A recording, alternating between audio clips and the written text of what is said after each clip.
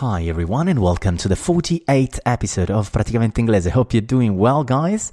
Hope you had a great weekend and the weather is nice. We are getting close to summertime and will be amazing. Everything is reopening. We are all in yellow zones and we will be very soon in white zones. That's quite exciting. So I would like to, first of all, guys, we are getting close to episode number 50. We should organize a party or something like that to celebrate this great achievement. It's unbelievable that I'm almost at 50 episodes posted on this podcast. Remember to subscribe on your favorite platform, Apple Podcasts, Spotify, Spreaker, Google Podcast. Praticamente Inglese is everywhere. And you can follow the podcast on Facebook, YouTube, on Instagram, Telegram, everywhere, Clubhouse. You can reach out to me sending a DM on LinkedIn. I really love your feedback. And with a DM on LinkedIn, I've met Eliana, which is today's guest. She is an architect and she had the same experience as myself. She lived in London for 5 years, I believe. And so she had this experience in a firm. And that would be great to ask a few questions about how is working abroad, the working environment, and the CV. I'm trying to bring value to you, asking those questions to her. She will be with us in a few seconds. I would like to also tell you that Praticamente Inglese is on Patreon as well. Who wants to support the podcast can do it on patreon.com/Mattia Morelli. So we're trying to build a community of supporters around this podcast, and we practice English, we train ourselves to speak English. Io non sono un insegnante di inglese, però mi piace, mi sento in una piccola missione con questo podcast. Mi piacerebbe vedere tanti più italiani possibili che elevano il loro livello di inglese e vedere l'effetto che fa, perché poter studiare su libri in lingua originale, poter vedere film, documentari, formazione in lingua originale, poter comunicare con persone da tutto il mondo, ragazzi, è un qualcosa di fantastico che può aprire milioni di porte.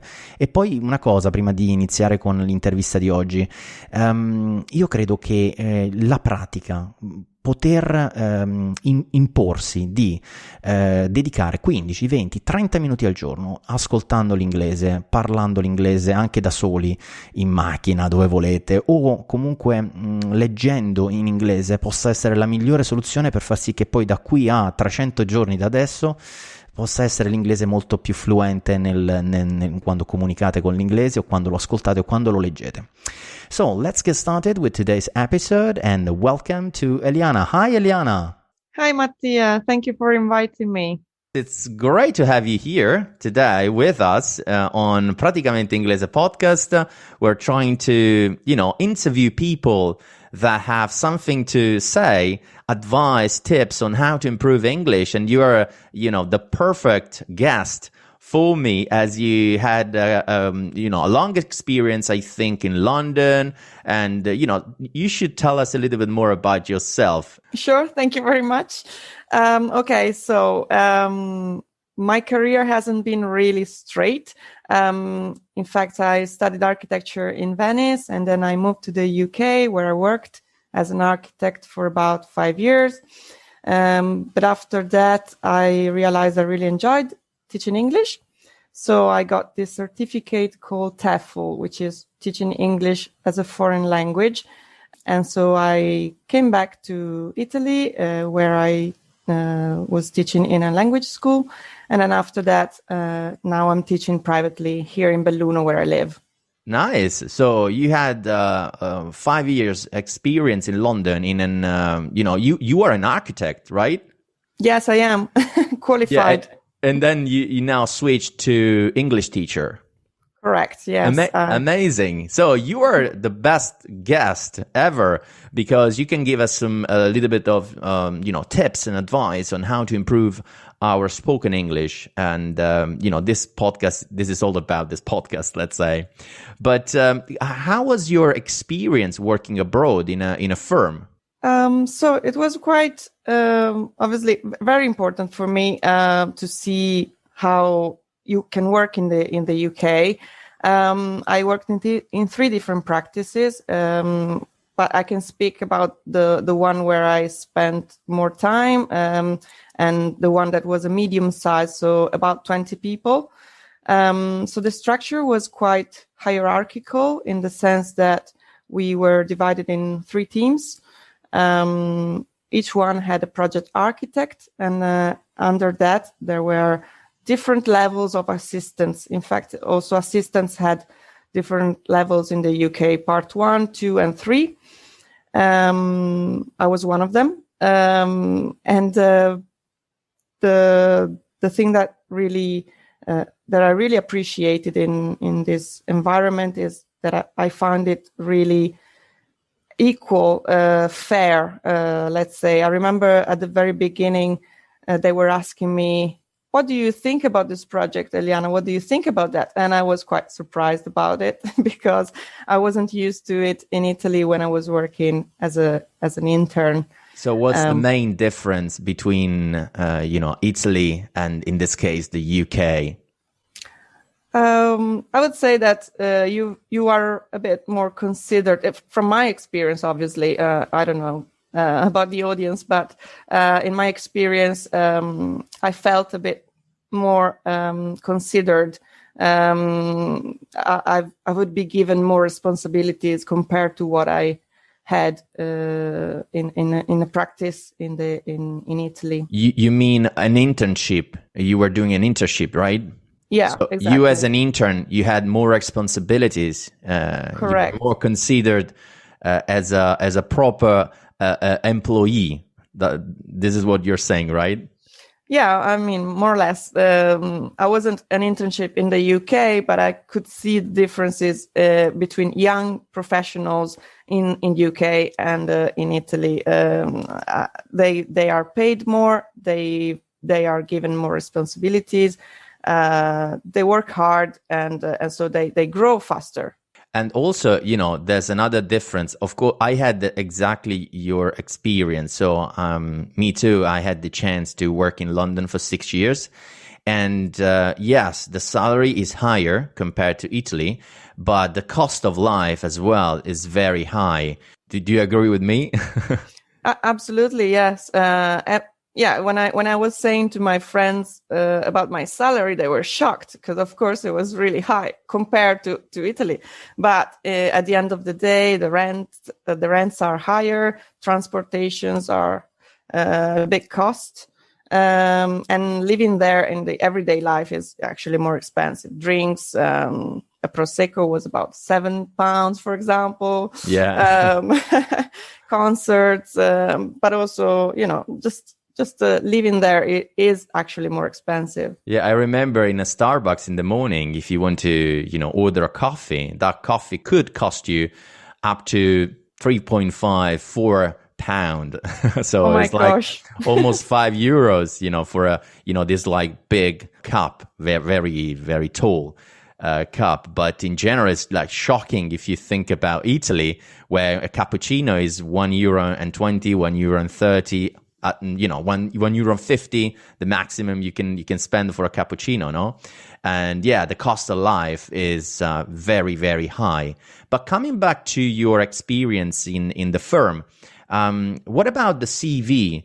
I found as well quite a few differences between the Italian CV, come si dice, il CV europeo, no? Lo standard europeo. I think it's called Europass or something like that. Yes, I totally agree there are differences. If you are a person who is thinking of moving abroad, please don't put your picture on your CV, as this is frowned upon, mal visto, Okay. because the person who hires you shouldn't be influenced by your aspect, how you look like, from a racial point of view, but also age as well, age, well, absolutely. the age. Exactly. It doesn't really matter the age, right? It doesn't really matter if you are 25 or you are 45, right? Exactly, absolutely. Or if you're a man or a woman, you shouldn't be influenced by that. Yes. So never put your picture on your CV. First advice. Okay. Second thing, yes. At the end of the CV, you should put a small sentence, which is references available upon request. Okay. References are that sort of review that you get from your old employer. And I found in my experience that this is more common in the UK, to contact your old employer to have references, to have feedbacks on your skills or your behavior, your attitude, your experience, and so forth. Yes, you're absolutely right. I remember as well, reference on request. So, su richiesta, potete contattare il mio previous employer, quindi il mio precedente datore di lavoro, per sapere di me, perché ci si lascia anche abbastanza bene. Vabbè, anche in Italia questo avviene, però un po' meno. And also, I think the big difference between Italy and the UK, no? Here in Italy, you could spend 10, 15 years, 20 years within a company. In the UK, you move faster. You just you jump from a work to another in 2, 3, 4 years, right? Absolutely. So there's more, let's say, movement of people working for different from different employers, and also if you want to step up in your career, sometimes it's a great thing to move in another firm, in another company, and so forth. So it's great you mentioned about the references, le referenze, because it's something really big in the UK, and you're right, here in Italy I think is not, right? Yeah, I find that maybe in Italy they will ask you for that, but you're never sure if they will call you, if they will call them. And in England, you are sure that they will contact them. Another thing about the differences in this area is the salary expectations. I mean, during an interview, it's very common to speak about salary expectations.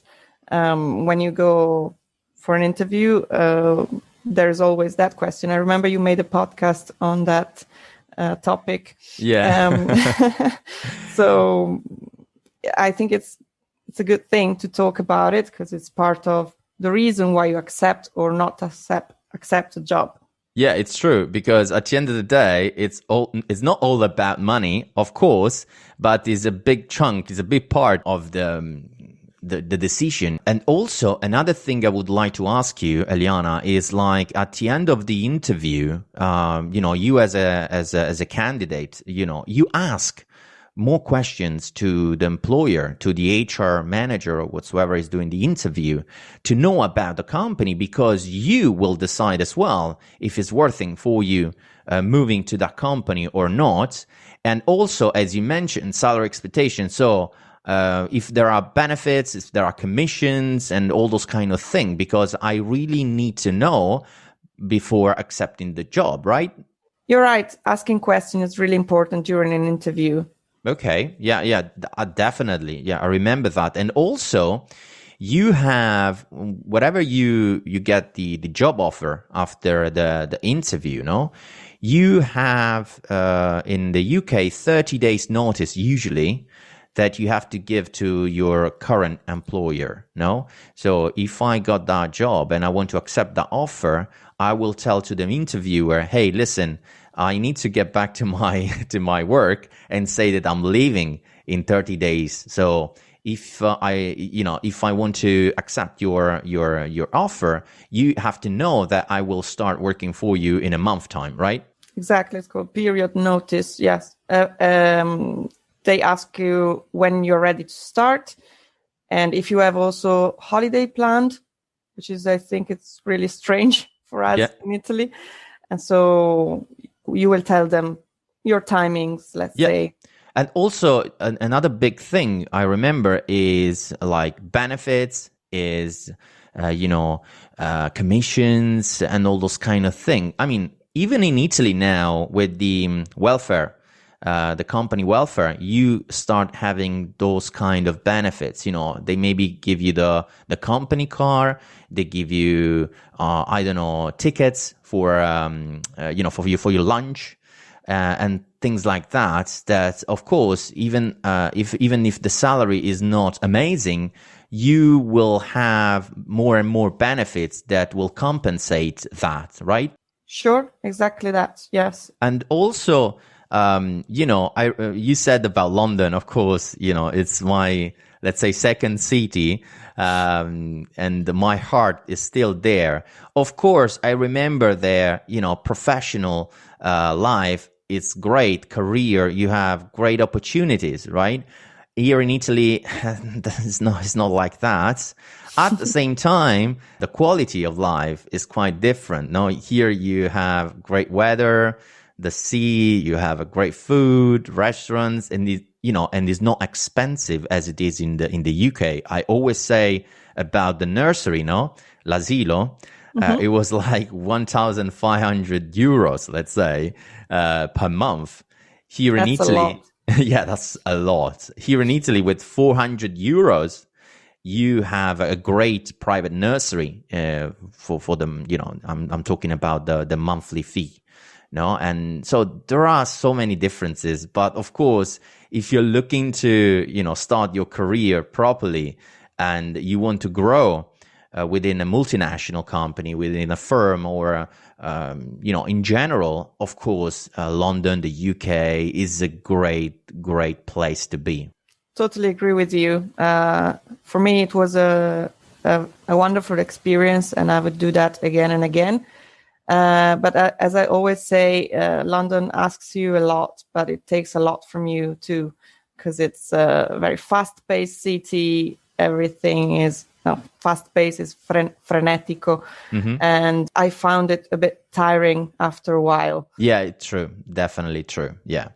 And then you need to grow fast if you want to have a family, because, the money you need for your kids and nurseries and, the playground or, going out in a restaurant. It's not like here that with 50 euros, you can go out and have a pizza with your family. There is 50 euros, maybe, I don't want to say per person, but, it's very expensive. Almost. Yeah, life is very, very expensive.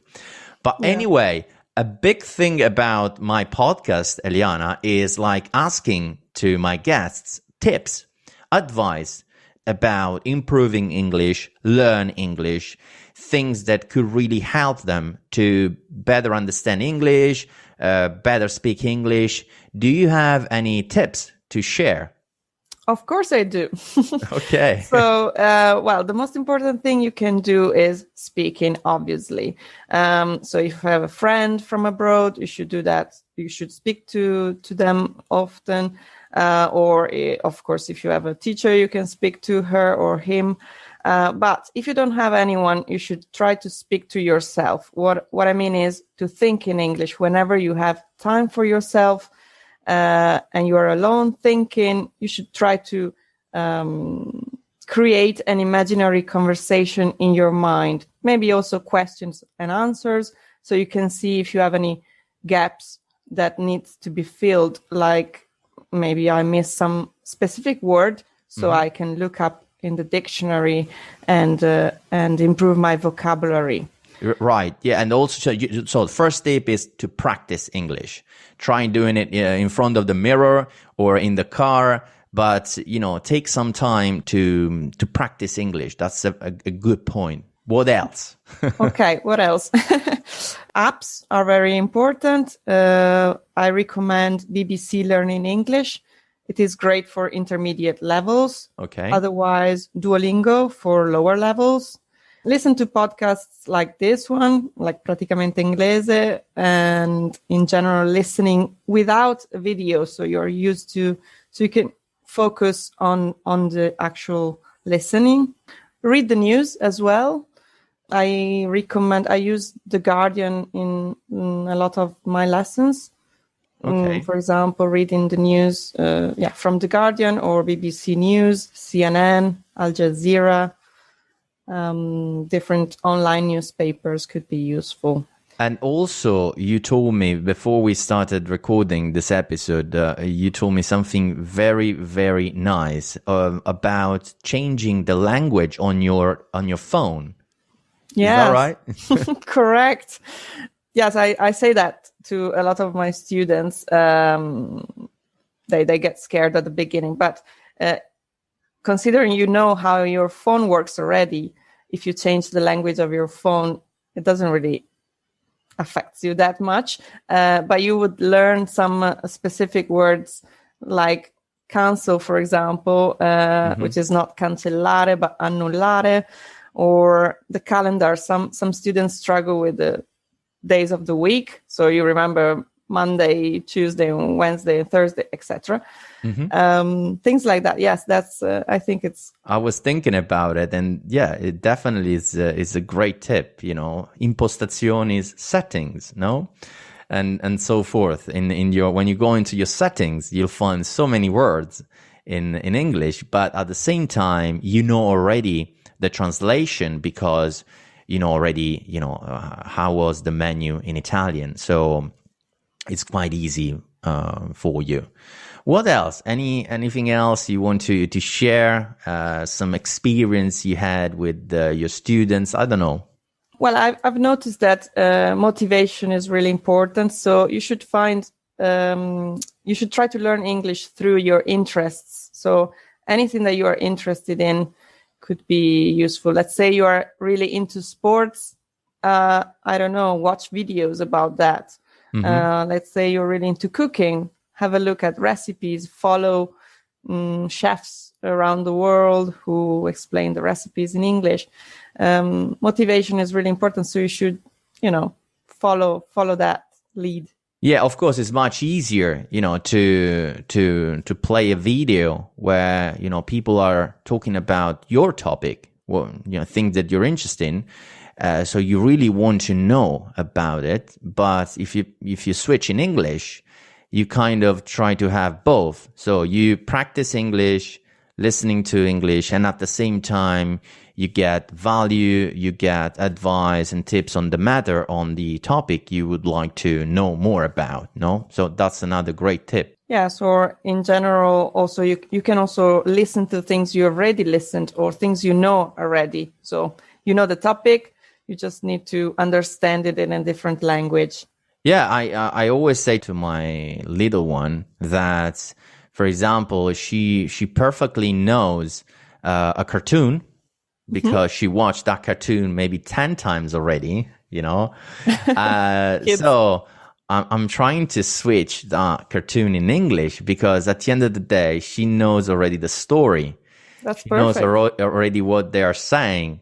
So it's not complicated to switch in English, and at the same time you can pick a few words, and it could be great. I had an interview with Maria Cristina. She's a professor in Turin, and she told me about the fact that her little one. She doesn't know cartoons are in Italian as well.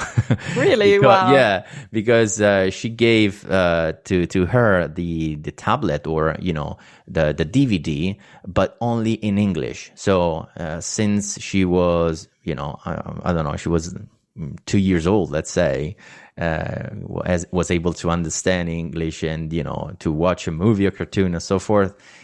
She switched straight away in English and she never came back to Italian. That's another, it's tough because it's difficult, but yes, I definitely think that, you need to have some sort of practice every day.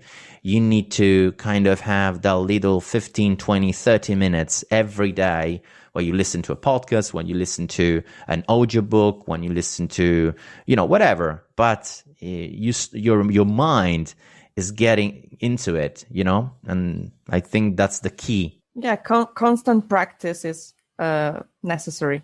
Yeah. But also, you told me that since you came back in Italy, you are now teaching English, no? Where can we find you? Where are you on this social media world? or I don't know if you have a website or something. No website yet. Okay. But a couple of social medias, so Facebook and Instagram. You can type Tea Time Belluno, so l'ora del tè, tea time. Tea time, yeah. And you, I mean, the main one is Instagram, where I do live chats with native English speakers, where you can hear proper British accent. Yeah. And we do quizzes sometimes, and also free group conversations. So yes, you can follow me there. Can you tell me about the situation about, Italians that wants to improve their English, they want to learn English? Is it a busy time for you? Have you found that there are quite a few Italians that want to, level up their English in this moment, or, what's the trend, let's say? Yeah, the demand in general is high. Mm-hmm. At the same time, I've noticed that the level of English is a bit higher than when I was younger. I don't know, some years ago, mm-hmm. I believe, because English is now, let's say, available a bit more everywhere. There are lots of content, videos, and you can quickly switch to English everywhere on Netflix, on Amazon, on all those kind of platforms. And also YouTube as well is a big thing, because if you want to know about particular topics, exactly, you should listen directly to in English, let's say. Okay. That's great, Eliana. Thank you very much for this conversation. It's great. I mean, I'm trying to bring value to my audience, talking with people that have an experience abroad, that had an experience, with English in general. And it's also great for, for them to listen to people, trying to express themselves in English, because it's difficult. But we are Italians. Of course, we are not native speakers, but we try to do our best to express ourselves in English. And this is more than okay to open ourselves to the world. Because when you have a good level of English, you can read the book in the original language, you can get information, you can do business abroad with people from the US to Asia to whatever. So there's great potential to learn English at some level. It doesn't really matter to be a native speaker. It doesn't really matter that your English is perfect. You don't have to be, let's say, a translator, or you need to be an interpreter, You just need to have the tools to speak with everyone in the world. So that's the idea, right? Absolutely. And that's why I love teaching English, because I've been through that. So I made so many mistakes. I know exactly what's going on in the mind of the students, and I can help them because of that. So, and I'm not a native English speaker. I make mistakes too sometimes. It's fine, as long as you said that you are able to communicate and to understand a lot. Great. Thank you very much for being with us today, Eliana. Thank you. And I would like to remind to everybody that, of course, Praticamente Inglese is on all the platforms. You can download and you can follow Praticamente Inglese on Spotify, Apple Podcasts, Google Podcasts, Spreaker, everywhere. And also we have, social pages as well on Facebook, on YouTube, on Instagram. We are on Clubhouse. You can, reach out to me on LinkedIn, if you want to, give me some advice, tip for the next interviews or things like that. So I would like to wish you all a great week ahead, and I'll see you in the next episode. Bye, Eliana. Bye.